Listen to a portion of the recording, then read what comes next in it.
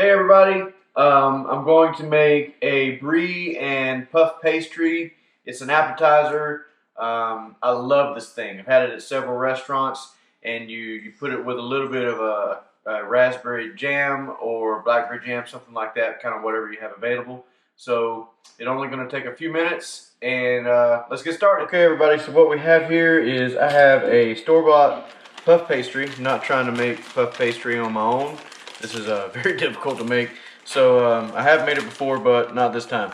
So for this here, real simple recipe, buy a store-bought puff pastry. If you can't find this, crescent rolls will work as well. All right, then I have one container of Brie, and just whatever Brie you like. This is the President version. Most of your supermarkets will have that in stock. So what we're gonna do is just open this up. I'm only going to use half of this, so we'll get 2 of these out of it eventually. One today and one another day. So you're just going to take this and you're going to cut it in half. Alright, without cutting your fingers off, preferably. Get you a nice sharp knife. Dad, the screen is black. And go through it all. Okay, just like this. Now Brie is a cheese that the rind is actually edible, so that's not a problem. You can leave the rind on it and just put it in there. So I'm just going to take the wax paper off of this that came with it in the packaging. Take my other half, I'm going to set it aside, and we're going to save that for later.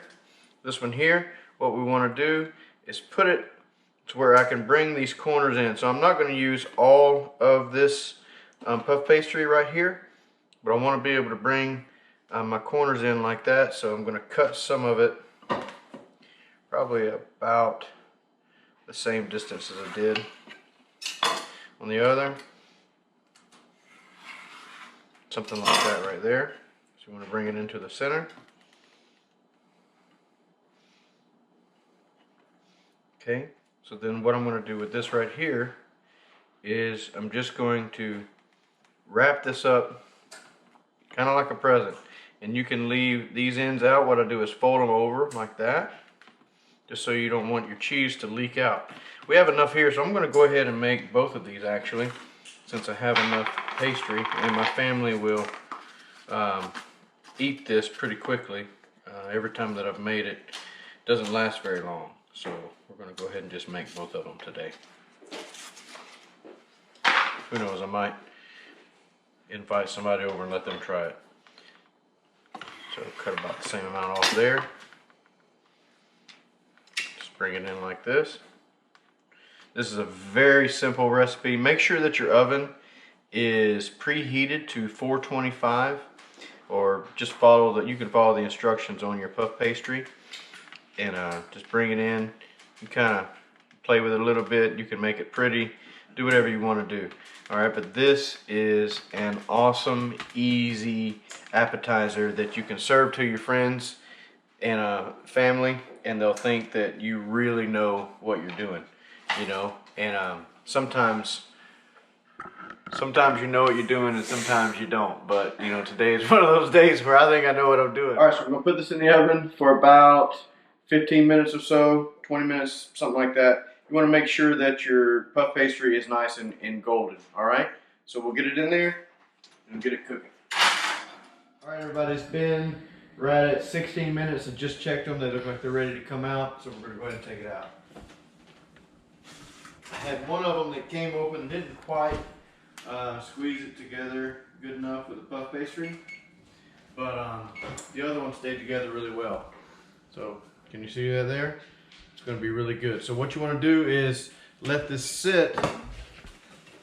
You want to let it sit probably, I don't know, about 10 minutes or so to let it cool down just a little bit before you serve it. And I'll show you how to do that in just a second. All right, so it's been about 5 minutes or so. It's really all you need to wait. And so the cheese will still be nice and runny. Go ahead and let's look at that, see what we got going on here. I'm just going to cut it kind of the same ways that it runs. Actually, before I do that, I'm going to sprinkle just a little bit of powdered sugar right on top, just like that. Okay, now this looks really fancy, really decadent. but it's so easy to do. Not any issue with it at all. So I just take a pizza cutter, slice it like that, slice it the other way. Puff pastry is nice and crispy, and the cheese is nice and gooey. All right, so I'm going to serve it right here like this, and take just a little bit of this. I made this raspberry little coulis the other day with a cheesecake that I made. I had some left over, but it's perfect for this. All right, so there you go. There's Brie and puff pastry with a raspberry jam right next to it. This is awesome. Hope you enjoy it.